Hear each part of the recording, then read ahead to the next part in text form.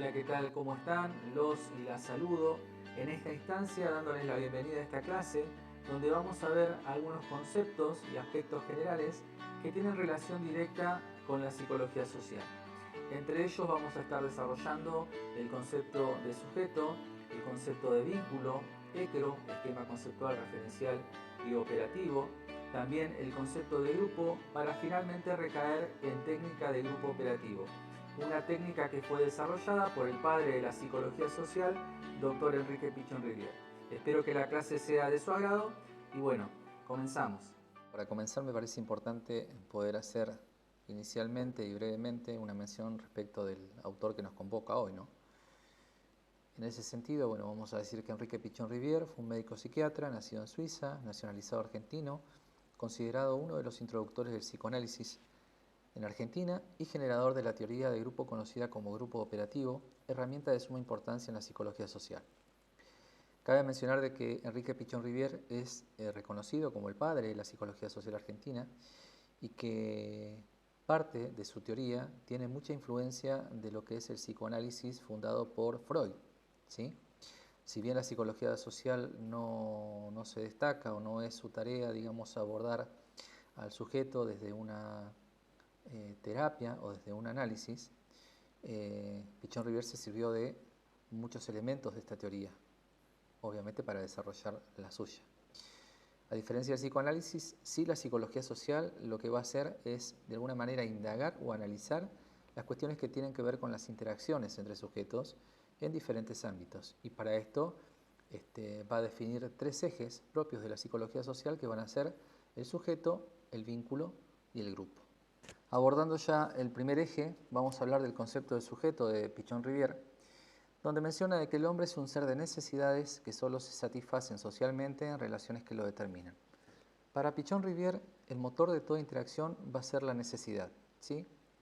Necesidad que puede entenderse desde un factor biológico, la demanda de un niño por alimento, desde lo afectivo, quizás la necesidad del abrazo, de la contención, e incluso desde lo cognitivo o intelectual.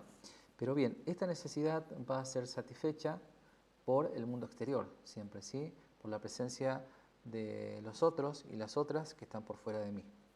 Esta interacción entre el sujeto que necesita y el sujeto que satisface le va a dar el carácter social, ¿no? Y a la vez es entendible que mediante una relación dialéctica, este sujeto que demanda la necesidad es modificado por el mundo externo y a la vez es modificador del mundo externo, ¿sí? Si tuviéramos que definir concretamente qué es sujeto para Pichon, tendríamos que decir que primeramente es un sujeto de necesidad, en segundo lugar un sujeto de satisfacción y también un sujeto social. Ya encontrándonos en el segundo eje, donde aparece el concepto de vínculo, ¿sí? Siendo este la unidad mínima de análisis de la psicología social. Como bien decíamos al inicio, la psicología social no va a abordar al sujeto desde el análisis o desde la terapia, sino que concretamente se va a abocar al análisis o la indagación de lo que son las interacciones, en este sentido del vínculo, ¿sí? Se define a este vínculo como una estructura compleja de interacción constituida por dos personas físicas, dimensión intersubjetiva, ¿sí? Y un tercero fantasiado y proyectado sobre el otro, dimensión intrasubjetiva. Cuando hacemos mención a lo bicorporal, como bien se ve la imagen, este 1 y este 2, es la presencia física, nos referimos a la presencia física palpable, ¿sí? Esa persona que nosotros podemos ver, escuchar, ¿sí? Pero cuando habla de este tripersonal, es porque se le suma no solo lo evidente o lo explícito, es decir, estas dos personas que se pueden ver y se pueden escuchar, sino que aparece un tercero. Este tercero, o estos terceros, nacen de lo intrasubjetivo de cada individuo. Y es eso lo que se proyecta al otro. Muchas veces tenemos en esto que por ahí se denominan las primeras impresiones, ¿no? Cuando conocemos a una persona, tal persona me hace acordar, no sé, a un familiar, o tal persona me hace acordar a tal amigo. E inicialmente le adjudicamos, esto es de manera inconsciente, ¿sí? Le adjudicamos cierta matriz afectiva a esa persona sin encontrarnos verdaderamente con esto de lo real, ¿no? Porque obviamente conocer a alguien lleva un proceso de tiempo y de disposición. Y que ese proceso de tiempo y de disposición va a estar también de alguna manera tamizado o condicionado por estas tres áreas que tienen que ver con el pensar, el sentir y el hacer. Es decir, que en el vínculo nosotros vamos a tener también cuestiones que tienen que ver con lo cognitivo, con lo intelectual, qué pensamos o cómo pensamos en relación a esa persona, qué es lo que sentimos en relación a esa persona y qué acciones realizamos en función de la percepción que tenemos de esa persona. Lo bicorporal tiene que ver con lo que es evidente, con lo que es palpable, con lo que puedo ver, lo que puedo escuchar, y lo tripersonal tiene que ver con aquello que es implícito, ¿no? Que nace de nuestro propio mundo interno y que es proyectado al otro. Acá bien se define la imagen esto de que la necesidad será el fundamento motivacional de toda experiencia de contacto con el mundo externo, es decir, con los otros y las otras. El siguiente ejemplo, ¿sí? Tenemos la situación entre un alumno, un estudiante, una estudiante, y la figura del profesor o la profesora. Un alumno instrumenta dos vínculos, un vínculo externo con el profesor, esto quiere decir lo bicorporal, un vínculo interno con una figura buena o mala, es decir, lo tripersonal. Que obviamente esto parte y nace de las experiencias previas que todos tenemos, ¿sí? Las referencias previas que hemos tenido desde nuestro nacimiento hasta el día de hoy. Cuando el profesor empieza a ser más exigente, el alumno intensifica sus miedos básicos. Pichón va a decir de que nosotros operamos con dos miedos básicos. El temor a que les estructuren lo ya aprendido, que es miedo a la pérdida, es decir, el miedo a que nos saquen de esa zona de confort, de lo conocido, y el temor a la nueva situación y el nuevo conocimiento que tiene que ver con el miedo al ataque, es decir, con encontrarnos con eso que es totalmente desconocido. El vínculo humano interno, así actualizado, es proyectado hacia el exterior sobre el profesor, es decir, que el profesor acá, como bien se ven los fantasmitas, es para este o esta estudiante una figura amenazante, quien entonces se convierte en un personaje terrorífico, es el tercero. Podría generarse entonces lo siguiente: habrá una dificultad para aprender, ya que el miedo solo puede paralizar. Este aprender se refiere tanto a la materia que el profesor dicta como al aprendizaje de una relación más realista con él, es decir, uno puede quedarse en el ideal de una persona o por el contrario hacer un proceso un poco más saludable y aspirar a poder ver la realidad de esa persona, ¿no? Muchas veces nos frustramos en nuestras interacciones porque idealizamos demasiado.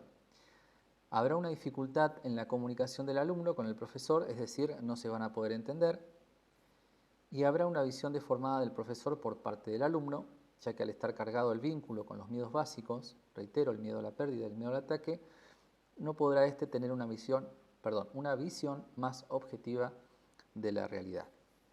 La cuarta alternativa, quizás la más saludable: el alumno puede superar este obstáculo, se sobrepone a la situación realizando un pasaje del ideal a lo real, acá está lo que le mencionaba antes, cambiando su adaptación pasiva, determinada por los miedos básicos, a una adaptación activa a la realidad, ¿sí?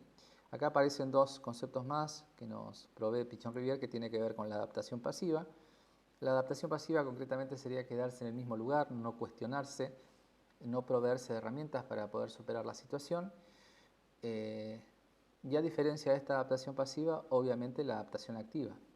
Quiere decir de que este alumno o esta alumna, se provee o busca herramientas de alguna manera para poder superar esta instancia y no quedarse de alguna manera obstaculizado, digamos, por esta situación y alcanzar obviamente el éxito o la meta. Necesariamente cuando abordamos la temática del vínculo respecto a la psicología social no podemos dejar de hacer hincapié en otro concepto que es troncal, como bien dice acá, relacionado directamente con el concepto de vínculo, que es el concepto de ECRO. Cuando hacemos referencia a ECRO, hablamos de lo que se define como un esquema conceptual, referencial y operativo. Se estructura a partir de la interacción y la comunicación, es decir, que nace, crece y se desarrolla desde lo vincular, y va a ser para la psicología social un aparato para poder pensar, percibir, distinguir, sentir, organizar y operar en la realidad. Bien, ahora, ¿cómo pasamos todo esto conceptual al orden práctico y aplicable? Podría decirse que cada uno de nosotros en sí mismo es un esquema que alberga diferentes conceptos, que estos conceptos obviamente se han incorporado en todo nuestro trayecto vital, desde nuestra niñez. Esos conceptos a lo largo de todo nuestro trayecto no son estancos, sino que se van modificando, ¿sí? Si yo ahora a ustedes les preguntaría, a ver, ¿cuál definime o decime qué es para vos familia? Seguramente cada uno desde sus experiencias y desde sus vivencias y desde el marco conceptual que tenga me va a definir familia de diversas maneras, ¿sí? Y ahí es donde aparece esto de la multiplicidad de miradas. Lo concreto es que este marco conceptual que nosotros tenemos dentro de nuestro esquema, dentro de nuestro mundo interior, hace de referencia, ¿no? Son referencias. Y esas referencias van a ser las que van a determinar concretamente cómo nosotros vamos a operar en la realidad. Cuando decimos operativo no estamos diciendo más que hacer. ¿Hacer en dónde? En la realidad. Obviamente que este esquema conceptual, referencial y operativo va a ser dinámico en la medida que se habilite la interacción, en la medida que se habilite la modificación, ¿sí? De esto que también habíamos mencionado antes del pensar, del sentir y el hacer, ¿sí? Lo saludable del ECRO es que se pueda ir retroalimentando constantemente. Por eso es que acá, seguidamente, hablamos de lo que entendemos como pensamiento dilemático o pensamiento dialéctico. El pensamiento dilemático es aquel que es reiterativo, ¿sí? Estereotipado, como bien dice ahí, repetido, estanco, enfermo, y que no permite de alguna manera dar la posibilidad a una nueva adaptación o una nueva modificación. Contrariamente, digamos, a lo que propone la otra instancia, como bien dice acá Versus, el pensamiento dialéctico, ¿sí?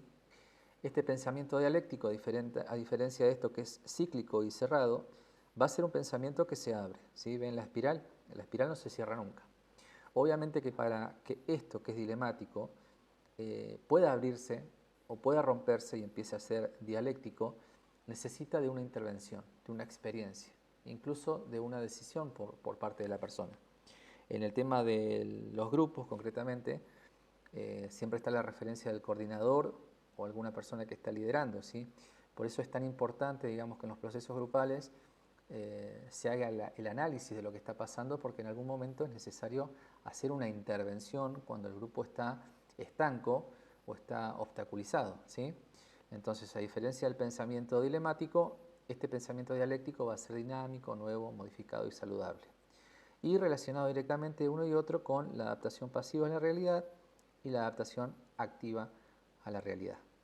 Finalmente llegamos al concepto de grupo, el tercer eje. Pichon lo va a definir como un conjunto restringido de personas ligadas entre sí por constantes de tiempo y espacio y articuladas por su mutua representación interna, que se plantea explícita e implícitamente una tarea que constituye su finalidad. ¿Por qué es importante tener en claro cuál es el concepto de grupo de Pichon? Porque a partir de acá, de esta concepción, van a hacer su técnica de grupo operativo, ¿sí? Fíjense que lo que está resaltado en rojo tiene su razón de ser, conjunto restringido de personas. No estamos hablando de 200 personas, sino que de un conjunto restringido, ligadas entre sí por constante de tiempo y espacio, es decir, aquí y ahora, ¿sí? Un tiempo determinado, ¿sí? Un espacio, es decir, un ámbito físico, articulados por su mutua representación interna. Esto quiere decir a grado de interacción. el otro o la otra que está por fuera de mí, que forma parte de ese grupo, me representa algo, ¿sí? Desde el ideal o desde lo real, pero me representa algo. Y que se plantea, bueno, explícita e implícitamente una tarea. Y acá está el eje troncal de la técnica de grupo operativo. ¿Por qué? Porque Pichon-Rivière va a abordar y va a generar esta técnica relacionada a los grupos centrados en la tarea. A diferencia de otros grupos que tenemos acá, que después lo pueden leer, que es el grupo centrado en el individuo, grupo centrado en el grupo, y lo que propone Pichon es grupo centrado en la tarea. La dinámica del grupo se centra en la tarea. ¿Qué es lo que nos convoca? ¿Sí? ¿Qué es lo que nos convoca? El acuerdo de lo que tenemos que hacer en el aquí y ahora. Esta modalidad refiere a que la tarea es aquello que convoca bien. Todo lo que suceda en el grupo es saludable en la medida que provoque operatividad en la tarea. ¿Sí? Y repito esto, en la tarea. En este sentido, bueno, el grupo va a ser un ámbito de experiencia, de formación, de aprendizaje y también de objeto de estudio. Bien, ya habiendo hecho la descripción de los 3 primeros ejes, ahora sí abordamos técnica de grupo operativo. ¿Sí? Técnica de grupo operativo que está referida a grupo o grupos centrados en la tarea. Vuelvo a reiterar esto, grupos centrados en la tarea. ¿Qué es la tarea? Aquello que convoca. Bien, pero la tarea en sí misma tiene 2 aspectos, que son un aspecto explícito, manifiesto, e implícito, latente. Bien se define acá la tarea explícita. Es lo que el grupo define y acuerda como objetivo grupal. Bueno, a ver, ¿cuál es el objetivo grupal? Y bueno, nos vamos a juntar hoy los 5 integrantes de este grupo para realizar la tarea que nos dejó el profesor. Listo. Actúa como un tercero estructurante grupal, como el objeto de intercambio que constituye un potente organizador grupal. Es la razón de ser del grupo. ¿Sí? Esto es lo explícito, aquello que nos convoca. ¿A qué nos vamos a juntar? A planificar algo, a programar algo. Esa es la tarea explícita. Ahora bien, la tarea implícita, vamos a leer acá la definición. Bajo la tarea explícita subyace una tarea implícita que apunta a la ruptura a través del esclarecimiento de las pautas estereotipadas inconscientes que dificultan el aprendizaje y la comunicación y significan un obstáculo frente a toda situación de progreso o cambio. Bien, sería genial si cada vez que nosotros nos reunimos en una grupalidad a realizar alguna tarea explícita, esto fluya, ¿sí?, de manera natural y que no perdamos tiempo y que podamos definir roles y definir tareas y poder concretarlo en el menor tiempo posible. Pero ¿qué es lo que pasa? Esto no es real, porque somos sujetos, cada uno con su subjetividad, con su manera de pensar, su manera de sentir, su manera de hacer las cosas, ¿sí?, pensar, sentir y hacer. Y obviamente esto va generando intercambio con los demás, con las demás. Y no solamente pasa a ser, digamos, la cuestión de definir cómo vamos a llevar adelante esta tarea explícita, es decir, cómo vamos a hacer este trabajo, por dar un ejemplo, ¿sí?, sino que también se empiezan a dar cuestiones que tienen que ver con lo que ya habíamos visto, que es lo vincular. A veces se empiezan a dar cuestiones que tienen que ver con malos entendidos, ¿sí? Ahora que está muy instalado esta cuestión de los grupos de WhatsApp, que no, que yo en realidad quise decir tal cosa y que no, y que yo entendí esto, ¿sí? Que no, que vos te comprometiste a esto y no cumpliste, que no, que al final somos 5 en el grupo y siempre terminamos 3 haciendo las cosas. Bueno, estas situaciones se dan, ¿no?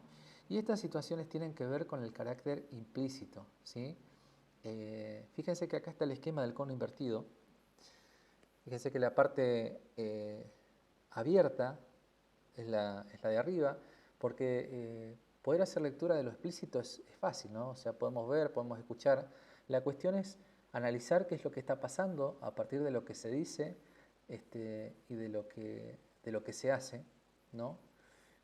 Porque evidentemente por debajo de esa tarea explícita pasan cosas que tienen que ver con estas cuestiones que ven acá al costado, ¿no? que son los vectores del cono invertido propuesto por Pichon-Rivière: el grado de afiliación, de pertenencia, de cooperación, de pertinencia, de tele, de aprendizaje, de comunicación.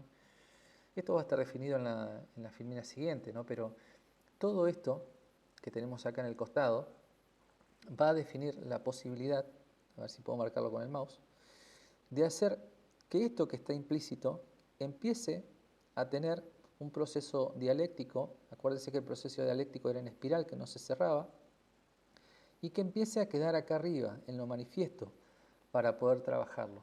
Porque muchas veces la urgencia no está en la tarea explícita, sino, por ejemplo, en trabajar la comunicación, a ver si esa comunicación es operativa, o por ejemplo, trabajar el grado de pertenencia que la persona o las personas tienen en relación al grupo, ¿sí? Puede haber personas que concretamente sean parte de una grupalidad y no se sientan pertenecientes, ¿sí? Puede ser de que la cooperación no esté, digamos, en un grado de equidad en todos los participantes de ese grupo. Puede ser de que esté fallando la pertinencia en el sentido de que, a ver, nos abocamos a la tarea que nos convoca o nos pasamos 40 minutos tomando mate y recién nos acordamos de hacer el trabajo cuando nos quedan 10 minutos y ya uno se tiene que ir y otra persona también y queda ahí, ¿no? Entonces, más allá de lo explícito, ¿sí? De la tarea explícita, está esto de lo implícito. Y lo implícito siempre va a tener relación con estos vectores, que son los que tienen acá. Yo les voy a dejar igual en PDF esto que estamos pasando en cada una de las filminas, ¿sí? Acá están todos los vectores del cono invertido y su descripción. Aparte del cono invertido, de los vectores, de lo explícito e implícito, tenemos los roles que operan o que son reconocidos o descritos dentro de la técnica de grupo operativo. En primera instancia tenemos el portavoz. Dice, el portavoz es aquel que expresa lo que está rondando al grupo, algo que provoca ruido en el acontecer grupal. Y me voy a quedar con eso pequeño. Hay siempre alguna persona que le da en la tecla, ¿sí? O como se dice vulgarmente, que le cae la ficha, y que ya sea por su experiencia, por su historicidad, en algún momento siente tanta resonancia dentro de sí misma que lo dice, ¿no? Y lo plantea.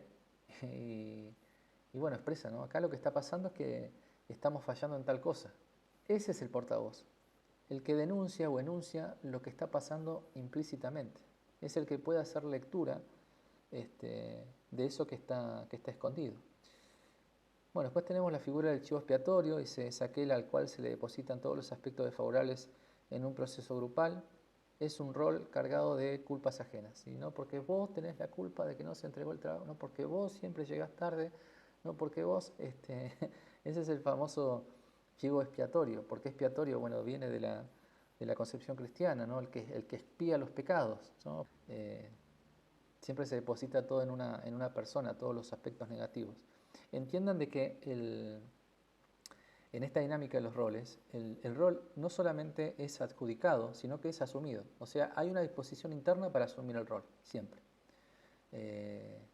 Obviamente que en este proceso de la construcción del electro de cada uno, en la medida que vamos teniendo esa posibilidad de estar en las grupalidades, también tenemos que darnos la posibilidad de ir haciendo una lectura interna, ¿no? ¿Qué tengo que modificar, ¿no? Para no estar siempre expuesto?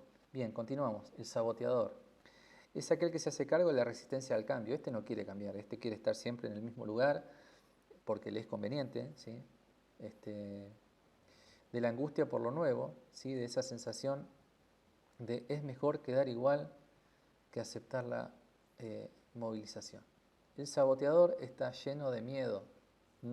A veces el saboteador se presenta como una figura desafiante, que está constantemente a la defensiva, ¿sí? Pero no denota más que, esa acción no denota más que miedo. ¿Miedo a qué? Miedo a la pérdida. Y bueno, y en último lugar tenemos a el líder o la líder. Es aquel que se hace cargo de los aspectos favorables del grupo, tiene seguidores, mientras al chivo se le segrega, se le adjudica para colocar en él todo lo malo, al líder se le funda en todo lo bueno. Siempre que el líder sea un líder positivo, ¿sí? En la imagen siguiente tenemos diferentes formas de liderar. ¿Son necesarios los líderes? Sí, son necesarios. porque son los que de alguna manera motorizan la acción del grupo, siempre que sean líderes positivos. Pero también son necesarios los portavoces. Eso quiero dejarlo como algo para que resuene y para que piensen. Ya para ir culminando con el contenido de esta clase, bueno, les dejo acá para que puedan leer algunas características en relación a diferentes tipos de liderazgo a modo general y también esta noción, ¿no?, de la psicología social en relación a los grupos operativos. Los roles deben ser dinámicos, permeables, no rígidos ni estereotipados, deben circular el acontecer grupal y no estancarse. ¿A qué apunta esto? A que juntamente desde la predisposición personal de cada integrante, sumado a la ayuda que puede proveer la coordinación del grupo, quien esté coordinando, y la observación, que son dos roles previamente definidos en la técnica de grupo operativo y que lo vamos a desarrollar en el material adjunto a esta clase, ¿sí? Estos roles tienen que ser dinámicos. Tiene que ver con un juego también de intercambio y de poder ir cediendo espacios, ¿no? Quizás aquellos que tienen más predisposición al rol de liderazgo, que puedan ir cediendo espacio para aquellos que quizás nunca se animan, que se puedan ir animando a tomar la iniciativa en ciertas actividades, aquellas personas que por ahí tienen la facilidad del habla, aprender a hacer silencio, ¿sí?, para darle la posibilidad a aquellos que les cuesta hablar, quizás fomentar esta situación a partir de la pregunta, vos qué pensás, vos qué opinás, cuestiones mínimas, ejemplos mínimos que pueden viabilizar la operatividad, ¿no? Y esto que habla esta mención, ¿no?, de que los roles sean circulares, no estancos, porque cuando los roles son estancos, el grupo enferma y finalmente, bueno, termina desintegrándose. Bueno, espero que la clase haya sido entretenida y que les sea de provecho para su formación. Así que bueno, cualquier cosa, tenemos el foro de consultas, de intercambio, y como siempre les decimos, bueno, nos estamos leyendo, ¿sí? Un saludo para todos y todas.